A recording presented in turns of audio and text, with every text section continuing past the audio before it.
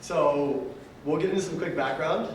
So I grew up in Miami, Florida, and I went up to the University of Florida, where I met some incredible people. For those who are not familiar, by the way, University of Florida is actually where Gatorade was invented.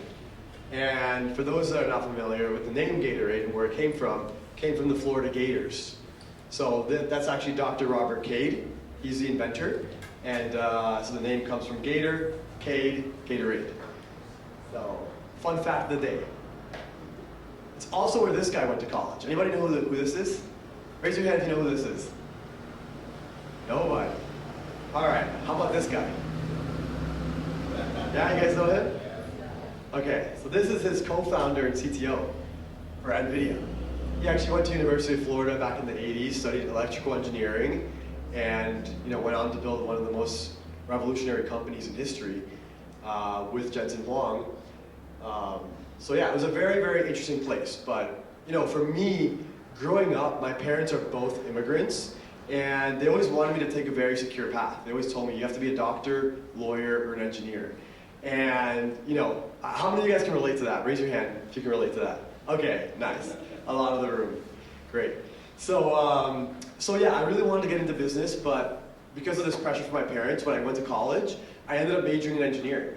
And after my first 2 years, I got an internship and with a Fortune 50 company. They were paying me great, but I realized I don't want to be an engineer, I don't want to work 9 to 5, I don't want to work corporate. And my whole life changed.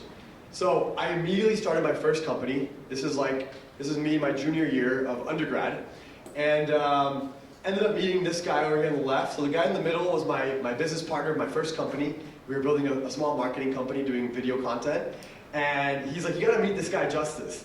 And that was him on the left. So we all get together for tacos, and him and I immediately become best friends. He was starting to build his own company. I was starting to build my own company. And we realized there's nowhere to go to learn how to build, how to raise money, how to scale. And we were seeing so much talent around ourselves. And when we looked into the history too, there were so many notable alumni that came from University of Florida who had built really great companies. The most notable ones, obviously, NVIDIA, but if you go to the bottom right, you'll see, even more recently, Archer Aviation, which is basically they're building electrical, vertical, takeoff and landing vehicles to take you to and from the airport. And they're already worth like over $3 billion. And then Figure AI, which is now in talks to raise, this just came out literally like 2 weeks ago. They're in talks about raising at a $40 billion valuation. And that was started by UF alumni. So Wallace is at, and it gets even better. Chris Malachowski, co-founder of NVIDIA, he actually recently donated over $60 million to the University of Florida. And now we have the most powerful supercomputer for AI of any university in the country. And so we're seeing all this stuff happening, and we're thinking, why is everybody leaving? How do we keep our friends here, and how do we keep more talent here? So we started hosting events. We're like, how do we connect people? How do we build the ecosystem? How do we educate other people and ourselves on how to build companies? And these are some of the events that we hosted, back in those days. Then the pandemic happened, and that changed our lives. So when the pandemic happened, we're like, all right, we can't host any more events. What are we going to do? So we immediately pivoted, and we launched this accelerator program over Zoom. In 2 years, we helped 40 companies raise over $13 million, and one of them got acquired. And then suddenly we're looking at each other thinking, well, how do we get a piece of the pie? We were doing this on the side as a passion project while we were building our own companies. And we worked really, really hard at it because we were so passionate about it. We actually brought in speakers like Logan Head, who built one of the fastest growing marketplaces in history, Whatnot, which is a live shopping marketplace. And the first category they had was Funko Pops. And then they had like baseball cards and like Pokemon cards. But they're worth over $5 billion now. And they grew from 0 to 1.5 billion in like 10 months. Bing Gordon actually jumped on a call with one of our companies in our accelerator. And he's a legend. He's the founder of EA Games, which is currently worth over $30 billion. And we brought in people like Rob Chestnut, the former general counsel at eBay and chief ethics officer at Airbnb. He was a mentor for Brian Chesky. And so while this is happening, we're thinking, wow, we have access to some great opportunities. If only we had money to invest in these companies. And so we go to the VCs that are investing in our companies from our accelerator program, and we tell all of them, hey, can you give us a scout fee? Or can you give us a finder's fee for the deals that we're sourcing for you? They all said no. So we said, all right, well, let's go raise our own fund. And at the time, we were both 26 years old. We'd never managed money. We'd never worked at a VC fund in our lives. So we were pretty crazy. And we go to the managing director of University of Florida Ventures and we pitch him. And he says, you're never going to raise a fund. He said, you guys should go start a company first. Once you build and sell a company, then you can raise a fund. And then about a year later, he actually ended up investing in us. So today, we're managing a little over $4 million. We have 21 portfolio companies. And our portfolio companies are doing incredibly well. Last year, they generated collectively over $270 million. We've also invested in some very notable companies, such as Rain AI, which actually spun out of research at the University of Florida. They're working on building the most energy efficient chips for AI on the planet. And Sam Altman actually led their seed round. So they relocated from Florida to the Bay Area back in 2018.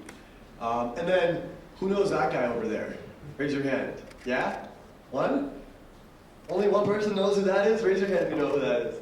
2 people, okay, that's cool. All right, that's Jake Paul. He started as like a YouTuber, and he became very famous on YouTube.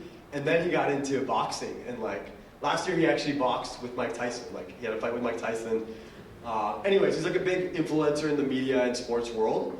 But yeah, he's also an entrepreneur, and we actually invested in his sports betting company, which has been around about 3 years, and last year they did over $50 million in revenue. We got in when they were just an idea. Anybody know who that is? So, who here has ever used OfferUp before? Raise your hand. All right, a couple people. That's the founder and CEO of OfferUp. So we actually invested in his new company. It's called Gone.com. There will be big announcements coming soon.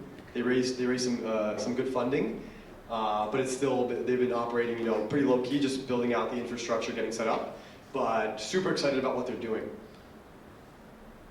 So how did I end up in Seattle? I'm a kid from Miami, and we built our firm in Miami. So why am I here? How did this connection happen?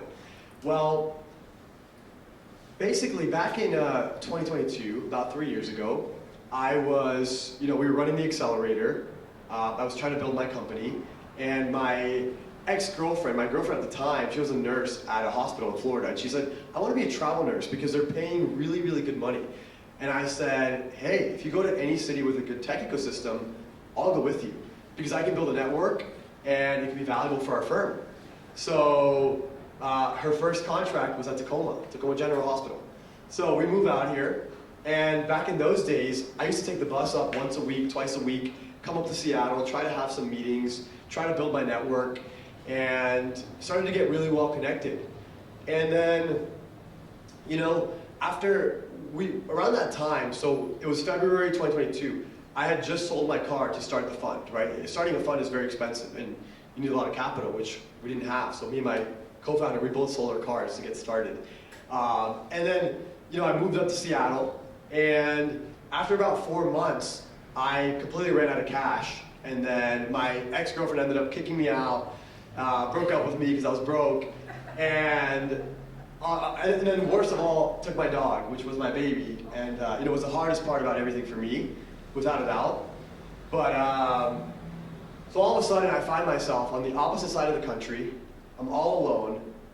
I have no money, no car, no home, and I stayed on the few friends that I had made. I stayed on friends' couches, and it ended up, making it by. But I remembered when we were living out here, sometimes we needed to get a dog sitter, and I remember it's not cheap to get a dog sitter on using Rover and stuff. So then I get creative, and I start to use Rover, and I start to dog sit on there to start helping me pay the bills. I didn't want to leave Seattle because around that time, I had just gotten featured on GeekWire. And all of a sudden, all the people that I was trying to meet were trying to meet me. And I'm thinking, like, this is a world of opportunity. I got to stay out here. I gotta find a way to meet more people. So I get on Rover. These are dogs that I actually took care of. These are pictures that I actually took from my phone. I got really, really good at taking dog pictures. And I got a lot of really great tips.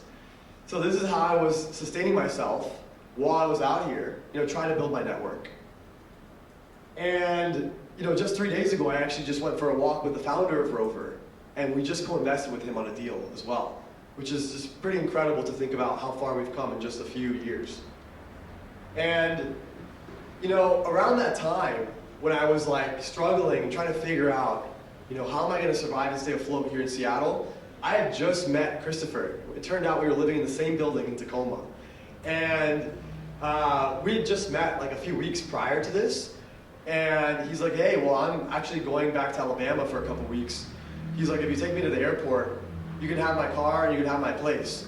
So literally, he was like an angel and just like saved my life in a very, very tough moment for me. I just met this guy for a week. We had known each other for like a week or two, I think. Yeah. And I didn't want to pay for parking at the airport. That's partially. I was like, just drive me to the airport, save me like $600, and you could literally use my place. So that's how we met. Yeah, so we ended up becoming really good friends. We used to go out all the time, watch like UFC fights, basketball games, hang out. And then 6 months later, I was back in Florida, and he gave me a call one night, and he said, hey, what do you do for a living? And I explained to him, we're building this venture capital fund, we had just launched the fund, blah, blah, blah. And he said, hey, I want to do that.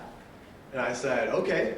I was like, read this book, watch these videos, call me if you have any questions. And then he would call me multiple times a week, asking questions, and he would ask, hey, can I start working with you guys? And I would say, keep going through the material, soon. And then after about 3 months, I said, okay, I think you're ready. And then we brought him on. I think I just bugged him too much, and he's like, all right.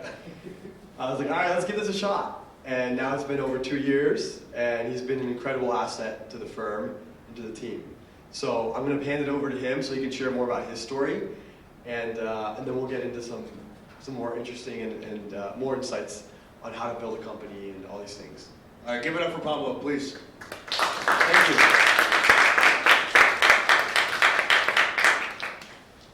Pablo is such a hard act to follow, but I'm gonna do my best. First, I wanted to point out, I'm gonna go all the way back. I want to go to your initial slide here, and I just want to point out these pictures. This was taken by our photographer, videographer, Valeria. If you guys need a headshot, she's amazing. Please ping her. She does great work, and very important. And then I'll get to my initial slide, which she also did, but I think this looks like it was taken on Motorola phone. I want to get started. I have a very untraditional path to where I am today, and I wanted to get real with you guys for a minute. I have this mindset in life where I say, I get to live another day. It's because I had a very hard upbringing. Actually, Larry Ellison says this best. He said, I had all the disadvantages to make me successful. So this is a picture of my early family. When I was 4 years old, my grandmother actually died from cancer. My mother here committed suicide. And I had like 11 or 12 other family members actually pass away before I was 17. So I went through a lot of hardship, a lot of upbringing. In my early life, a lot of death. And it really shaped me into this mindset of where I get to shape the world how I want because I have a different viewpoint on life. Luckily, I was financially well off. Actually, just kidding. We were very broke. But this is a picture of me and my dad. He was always a rock for me. That's probably one of the only family members I really look up to. But he was very poor. I mean, he had a company, but then the 08 crisis had actually crashed. So we struggled financially, actually to the point where we didn't have any money for food. I was stealing flour from the grocery store and mixing it with water just to eat for weeks on end after the 08 crisis. So around the time I was 17, 18, I started skipping school. I was like, I need money for food, I need to eat. So the closest job I could find was McDonald's. And this is not a picture of me because I lost my phone and all my high school pictures, but I used to walk to the McDonald's every day. I would work overnight shifts, I would skip school just to pay the bills. And when I was exiting high school, actually because of a lot of the early challenges of my life, I wanted to become a doctor and help others.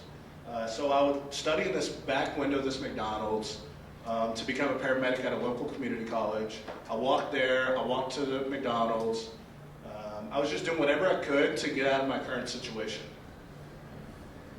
And then I actually, to go back, I ended up getting the job as a paramedic. I graduated the community college course and ended up hating it. You know, a lot of the medical field, especially in the United States, they bill you before they treat you, and it's really backwards. I hate the model. It's not for the people. And so I actually joined the military. I had a lot of military family members. And when I was 19, I ended up joining the U.S. Army. This is the coolest picture I got. I mean, it was pretty fun. There's a lot of great stories there, a lot to unpack. So I joined the military when I was 19. I was in for 3 years, and then I actually ended up getting injured. I was forced to get out. This is a post I made on LinkedIn about 3 weeks ago, and probably the worst sunglasses you'll ever see in your life right there. But when I was in the Army, I'll tell you guys a quick story on grit and perseverance. I went through the ranks as quickly as I possibly could. I actually ended up making sergeant in 2 years. I think that's the fastest route you can take.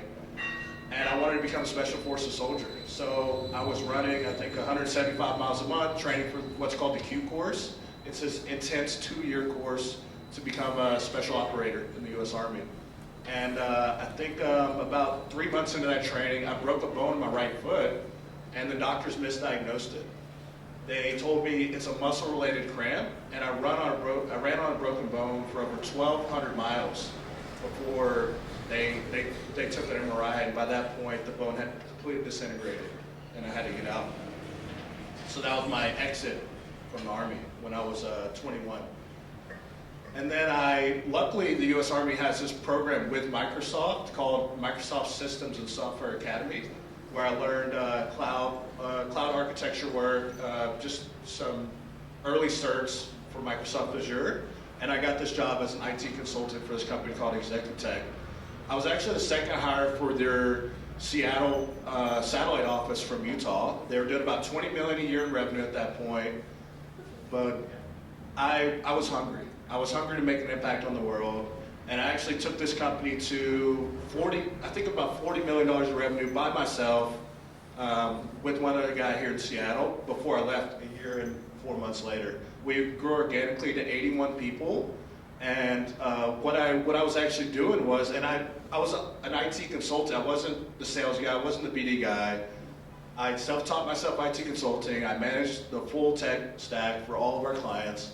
But what I was actually doing was I was going to Boeing suppliers and saying, hey, here's what's broken in your systems, here's how I can fix it. And I was selling to a lot of Boeing suppliers in the area. But a year and 4 months into that, I had a performance review. And the vice president of the company sat me down. He said, you're doing great. I was getting some commission, but he actually gave me a 2% pay raise. And I was pissed. I was very upset. Howard Schultz actually had this. He used to sell, was it Xerox printers? What did he sell? He sold something for his first job where he had a performance review after a year. And there was a 1 out of 5 performance review, and he got a 3. He quit immediately. Same thing happened here. I actually took time off to go back to college from the university. I went to the University of Alabama, but the Army has this GI Bill where they pay you to go back to school. And the only reason I went to the University of Alabama instead of Georgia Tech, UCLA, one of these other schools, which I got accepted to, was my grandfather, who lives in that area, actually got COVID. He couldn't walk, he needed some support, so I went back to help him on the weekends. I stayed for a few years to study operations management. I thought it was very interesting. There was a lot of touch points on business that I wanted to learn. But I got a job offer about 2.5 years into that program to be an engineer at the state of Washington. I don't have it listed on my LinkedIn because for certain reasons I won't share, but I got a job offer to be an engineer at the state of Washington. I'm now a lead engineer for them. And a year and 5 months into that, I actually ended up meeting Pablo. And that changed my life forever. So I met Pablo. Being from Alabama, I didn't know about private equity. I didn't know what venture capital was. I didn't really know what a startup was. My hometown had no jobs outside of minimum wage. There was like 2 grocery stores, a Taco Bell, a McDonald's, and a Hardee's, Carl's Jr., which shut down. So when I met Pablo and I asked him what he did for work, I said, "What's that?" I said, "What is venture capital?" And people ask me all the time, "How do you get into VC world?" I said, "I didn't even know what it was before I got into it, so I couldn't tell you." But I studied a lot, went to Berkeley. Berkeley School of Law has this program. If you guys are interested, this is the point I want to make. They have this only nationally accredited venture capital university in the country. It's a 10-week intensive program with the Berkeley School of Law where they teach you all the fundamentals on venture capital. So I read the books Pablo sent me, studied there, and then now I'm meeting people like Matt McElwain with these guys who manage $4 billion here in Seattle. That's the conclusion of my story. I wanted to share a lot of my backstory because I want you guys to understand no matter where you come from, you can change the world. So Pablo's going to go over the fundamentals of entrepreneurship. Give it up, Kristen.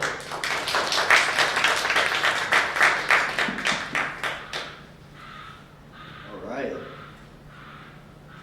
Cool, I got like 5 key things that we're going to cover here, and then we'll get into the networking and building a personal brand portion.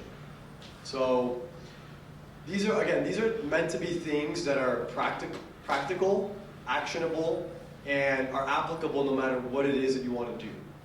So number 1, you always want to think long-term over short-term.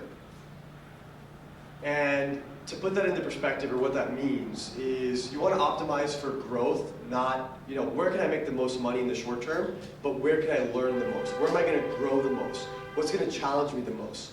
And where am I going to, in another sense, where am I going to build the most valuable connections?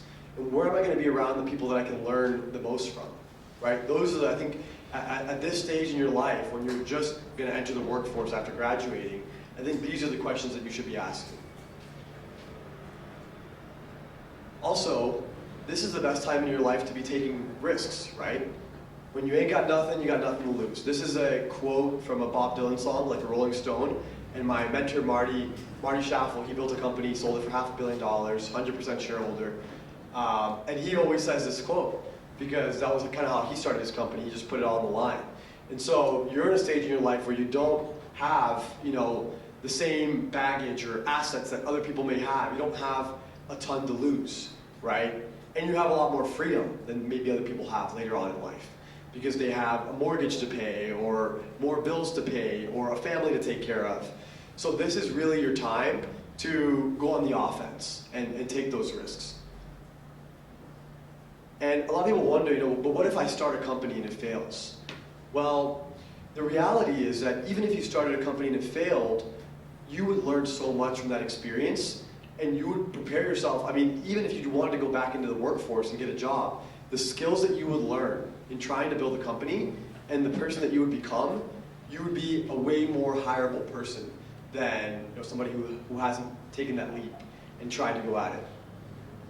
Number 2, you want to be open to opportunities. And what I mean by that is you don't want to be too set in exactly what your life is going to look like. You don't want to make a 10-year plan and say, like, this is exactly what I need to do and where I got to go, and because the reality is you're not exposed to every opportunity yet. You're just entering this world, and there's going to be so many different things that you can do. And if you really, there's some people that are like, okay, I definitely want to be a doctor, that's it, I don't want to be anything else. And that's totally fine. But keep in mind that those people are blocking out a lot of other opportunities that may be right in front of them. And especially, I think this is more important now than ever before because of AI, right? AI is replacing a lot of jobs and will replace a ton of jobs in the next 5 to 10 years. And you've got to be willing to take advantage of opportunities that arise, and also learn different skill sets, and find a way to keep yourself relevant to the workforce. I love this quote. I mean, it's just accurate for any entrepreneur's journey and anybody trying to build a startup. Everybody has a plan until they get punched in the mouth, right? So that's the Mike Tyson version. But in the startup world, everybody has a plan until you hit the market, until you try to get your first customer, until you try to raise money. And it never goes according to plan. So the key is to become adaptable and to be able to learn and iterate on those learnings very quickly. I mean, even me as an example, like 6 years ago, I was questioning what I was going to do with my life. I was literally living in a college town. I'm running a small marketing company, but it wasn't huge. I wasn't making a lot of money. And we were just hosting these little events. And that was it. And I was thinking like what should I be doing? Like, I feel like there's not much opportunity here. Maybe I'm on a hamster wheel right now. Like, I don't know, right? But I kept following my curiosity and kept following my gut, and now I'm basically living my dream life. Like, I could not be more grateful for the opportunities that I have. 3, you want to do things that compound. So this is like incredibly powerful. I think most humans can't comprehend how powerful the compound effect is. And I want to give you guys a few examples of what I mean by this. So for us, for our firm, this is starting the beginning of each year, how much capital we had under management. Beginning of 2023, 720,000. Beginning of 2024, 1.2 million. Now, today, we're managing over $4 million. And it's just like, thank you. So yeah, last year we more than tripled our assets under management. But it was because we never gave up and we kept moving forward and kept, making noise and hosting events and building communities, and things start to really pick up. And so when I look at that, I'm thinking like, cool, we were able to more than 3x our AUM in the past 12 months. Well, what's stopping us from doing that again? Maybe a year from now we have 12 million, which 3 years ago that could have been a pipe dream. Like 3 years ago I'm like, how are we going to raise any money? So yeah, we want to do things that compound. The other thing is like being time in market or time in a job or time doing something is really, really powerful. So like Seattle, I told you guys about my Seattle story and why I first came here. So we hadn't raised a dime in Seattle as of like 14 months ago, and now we've raised over $1 million here in Seattle alone. And that was just being here, being active in the community, getting to know people, building the brand, building the reputation. It takes time. So just because you're not seeing an immediate reward doesn't mean that you're wasting time. Keep that in mind. And another example, completely unrelated to us, but who knows Mr. Beast? Raise your hand if you know Mr. Beast. Great, yeah, a few people. So he's like one of the largest YouTubers in the world. I think he might have the highest subscriber count of anybody on YouTube. But this is how many subscribers he had every year on his birthday. He tweeted this like 2 years ago. And you can see, when he was 12, he had 1. A whole year went by, and he only had 10. Another year went by, he still only had 25. It took him 4 years, basically, to get over 100 subscribers. But then notice how quickly this compounds. The next 4 years, he has over 1 million. And then beyond that, in the next 4 years after that, over 90 million. So it's just like, and then when he was 26, he had 184 million, and today he has 369 million. So it's just, you want to do things that you are going to be able to stick around long term, but you're also leveraging network effects. You're leveraging the power of compounding. And this is relevant for even developing skills, right? Like, it's easy to put it in numbers, so that's why I'm showing these examples, but like, when you're learning how to program, right? If you continue programming every single day, and you continue building products every single day, that's going to compound. Year over year, 5 years from now, you're going to be way better than you were. And then maybe 5 years from then, you're going to think, wow, 5 years ago I didn't know what I was doing. So you want to have time in market, or time in an industry, or time in a career, and that's going to really help you to be able to, and if you're building a company, this is everything. Because when you first start a company, you have no brand, nobody knows you, but the longer that you are around, the more people get to know your name, and the more likely they are to actually work with you. 4, you want to get reps in. Theory is important, but as Albert Einstein said, in theory and practice are the same. In practice, they are not. So What that means is like when you actually go to do something, the person who has more reps, the person who has more experience actually practicing, actually doing it, is going to outperform the person who maybe has been studying it for a really long time. So you guys are in a good position because you have the opportunity to have both, right? You're here at a really great institution and you're learning how to program and do data analytics and all these other things. But make sure you don't fall back on the practicing side. This is super critical. Whether it's building a product, Steve Jobs said this really great. The doers are the major thinkers. The people that really create the things that change this industry, and you can change this industry with any industry, are both the thinker and the doer in one person. It's really important that you do both. And the best example I can give you is if you wanted to play a sport, let's say you want to play tennis or you wanted to be a boxer. Like the person that sits around and studies for 10 years on how to be a great boxer, you step into the ring with somebody who's been boxing for 2 years, it's not going to go well for them. You got to get the reps in. You have to actually get out there and do it. So go work at an early stage startup, take an internship, build a product, take something on the side that you're doing, in addition to your coursework, to actually develop those skills and put that theory into practice. And then 5, don't be afraid to fail.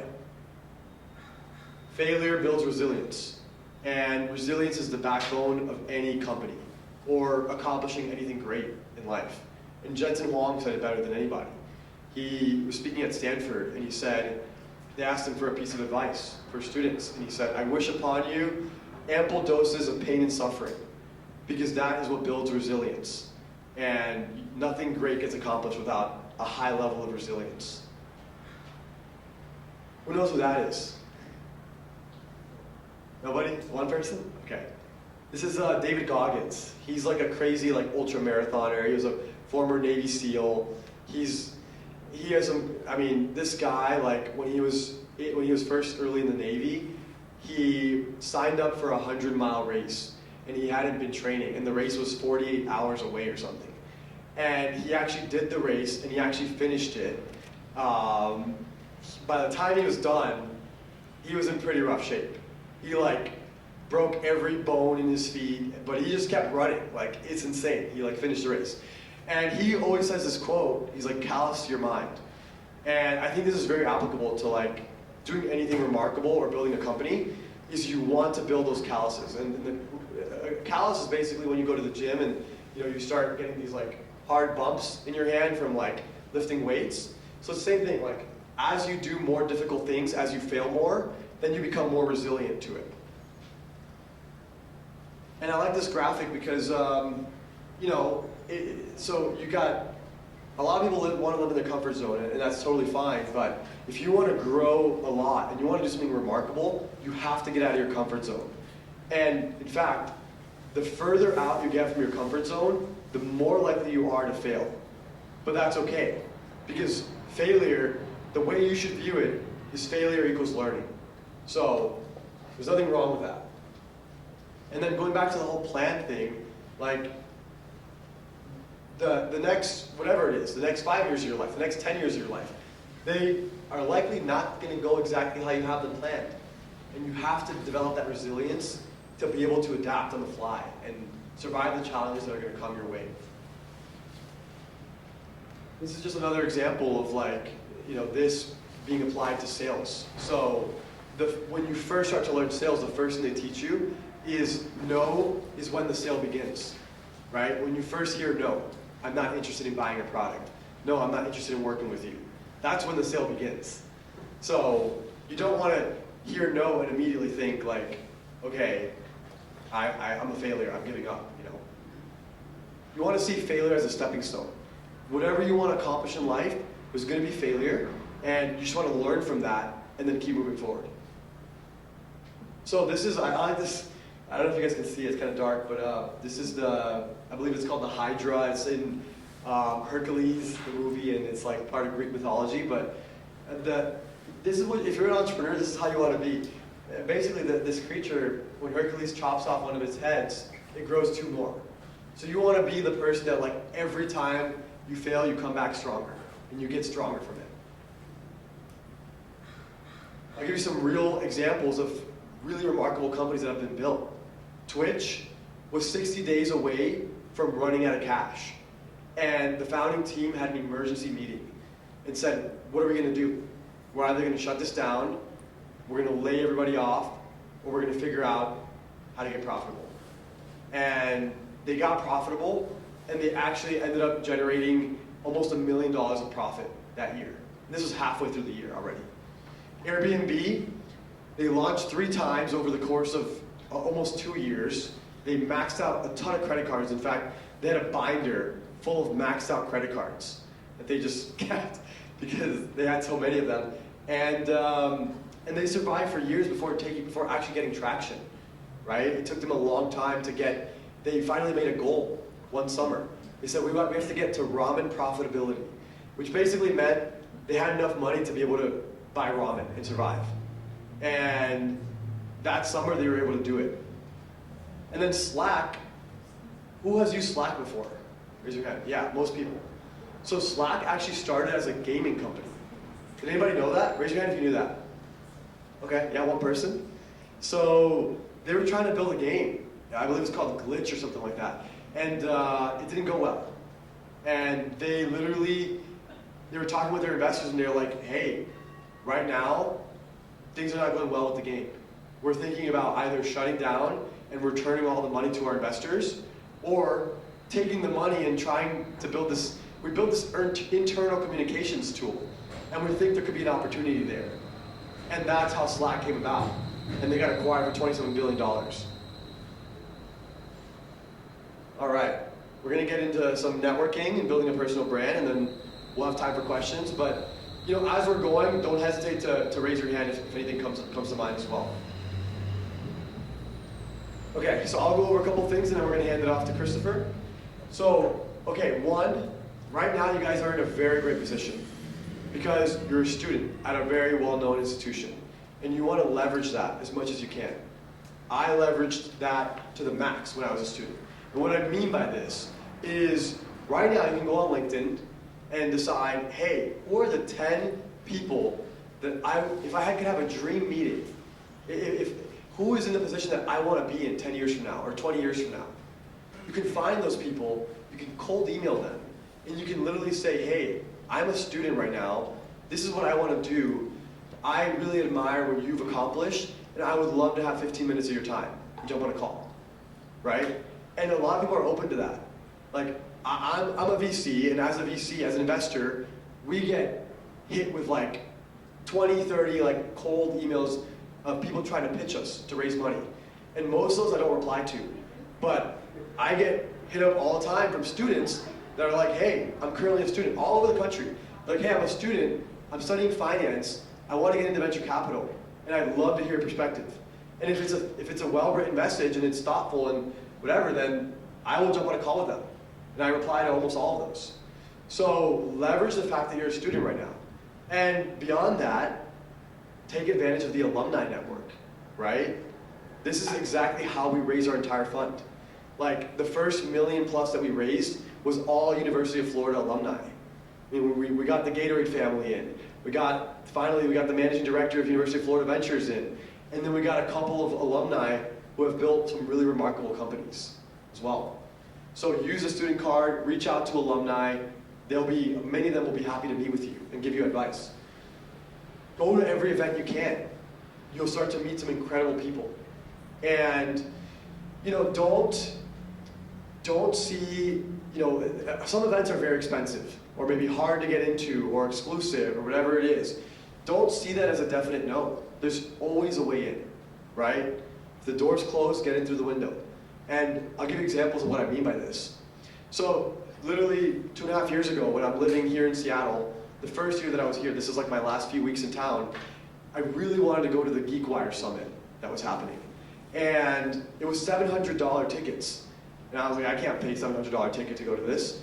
So I cold emailed, well, I didn't cold email, I'd been featured on GeekWire. So I was on an email thread with the founder of GeekWire. And I basically messaged him in the same thread, and I'm like, hey, I'm actually still in Seattle for a few more weeks. I would love to go to the GeekWire Summit. I'm happy to volunteer, I'll take pictures, I can help with setup, cleanup, whatever you need. And he replied within 17 minutes, and he's like, we actually just got done having a conversation with our events director about how we need more volunteers. He's like, really good timing. And all of a sudden, I'm in. So there's no reason why all of you guys can't do this too. If there's an event you really want to go to that's within your industry or within your field or has people that you really want to get to know or learn from, you can do the same thing. You can reach out to the organizer and say, hey, I'm willing to volunteer. I can help with check-in. I can help with cleanup. Whatever they need. They always, believe me, we host a lot of events. They need a lot of help. So that's one way in. There's so many different ways to get in. You could literally reach out to a sponsor and say, hey, can I join you? The sponsors always get a bunch of free tickets because they paid a lot of money. That's how I met Jared, actually. There was like a big event happening hosted by Technology Alliance. And I saw they were a sponsor. And I was like, I want to go to this. I went last year, also for free the year before. And I was like, hey, Jared, do you have any extra seats at your table? And she replied, and I was able to join. So we do this all the time. Even today, we're managing over $4 million. I still do this. I still volunteer for almost every Geek Wire event. And the thing is, as a volunteer, oftentimes you're helping with the check-in. And guess what? When you're helping with check-in, you're right at the front of the room. And you get to see every single person that walks in. And they get to see your face. Think about how valuable that is. I mean, there's sponsors paying thousands and sometimes even hundreds of thousands of dollars to get exposure in front of these people. And for free, you get to just be in front of all of them and meet all of them and talk to all of them, right? So there's a lot of value there. So I'm going to give you guys 3 networking hacks, and then we're going to hand it off to Christopher so he can share a couple of thoughts here too. So I speak for a lot of students, and I always tell them there's 3 hacks for networking. One is you can start a podcast.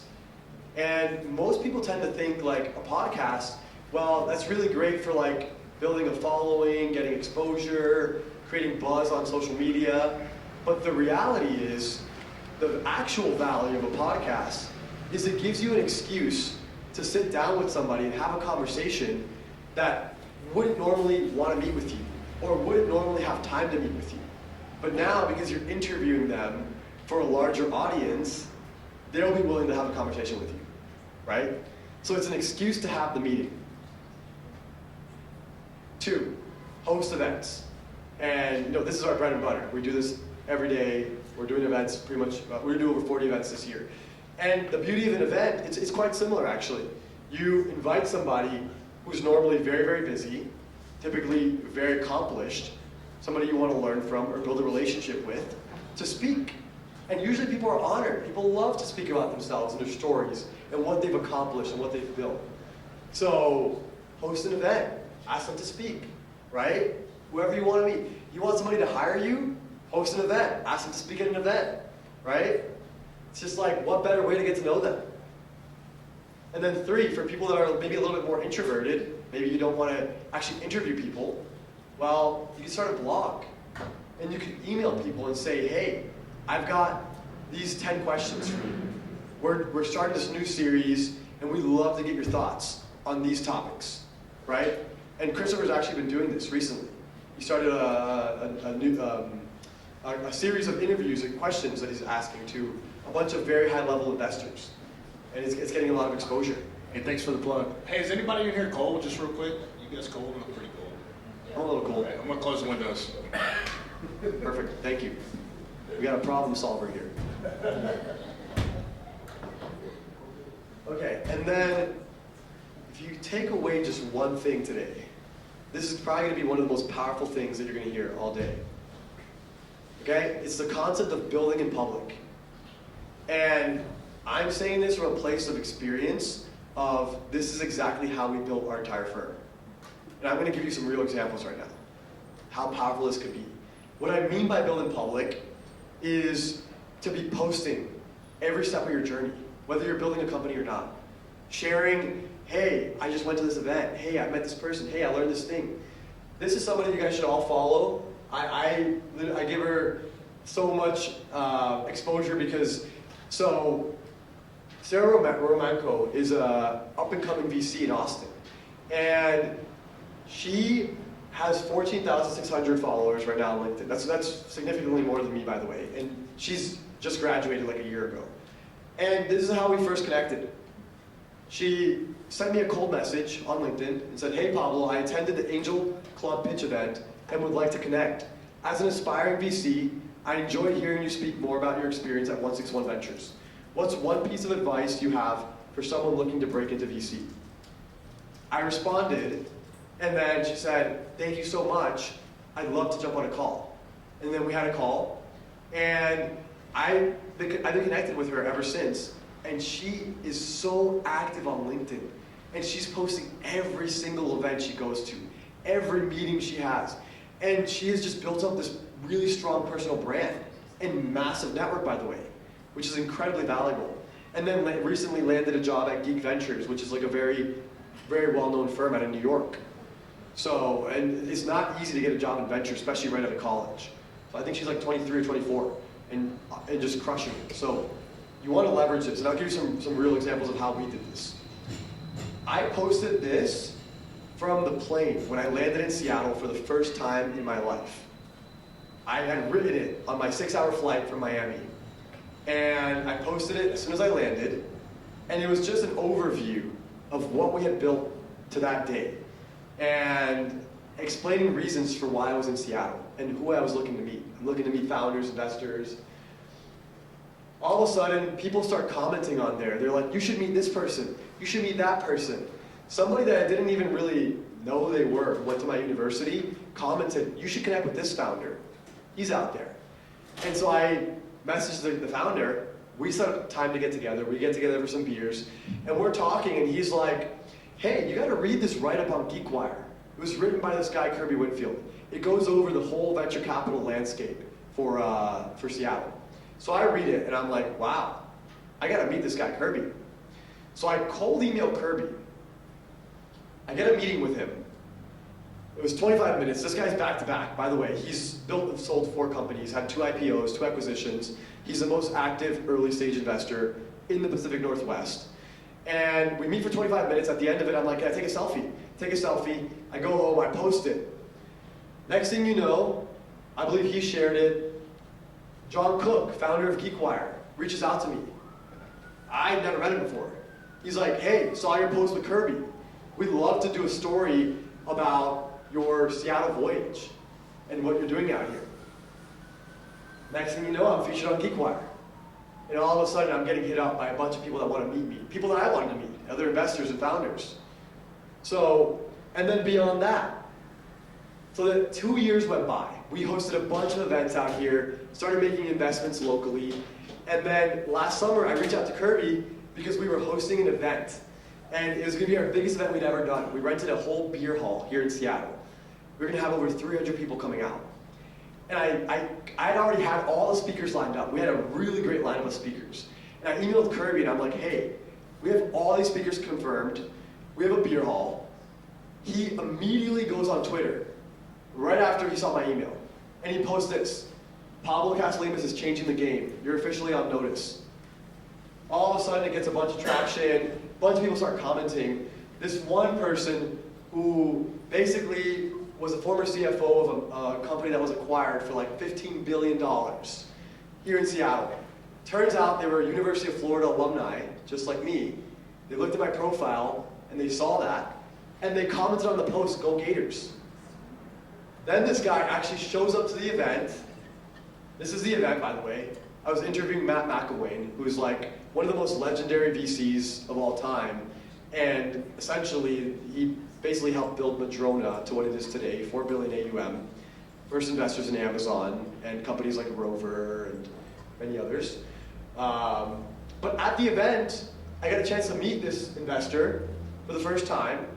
And he tells me, "Hey, I've been looking for ways to give back to the University of Florida." He's like, "I'd love to meet with you." We have one meeting. He commits to the fund. And a month later, we close. And he wires the largest check we've ever had of any investor, $330,000 into our fund, any single investor. So this is how powerful social media is. I mean, even while we were prepping for the event, Matt actually shared it, and this got 8 reposts. I got so many LinkedIn requests from this. So what I'm showing you right now, this is a combination of a lot of things that we just covered, right? The power of networking through events, giving you the opportunity to meet people, and then building in public, right? Leveraging both. And then the compound effect. This wasn't our first event in Seattle. We hosted so many events. I'd been spending time here for years before this all took place. And it gets even better. So this guy, I flew back into Seattle. I fly in almost every month. So I flew in September. I flew in early October. And in early October, I'm at a big Madrona conference that Matt McElwain invited me to. And I'm there with Christopher and our other partner, Justice. And we're meeting some great people. And we meet this guy here who built a company that he sold to Apple for $200 million. And we just meet very briefly.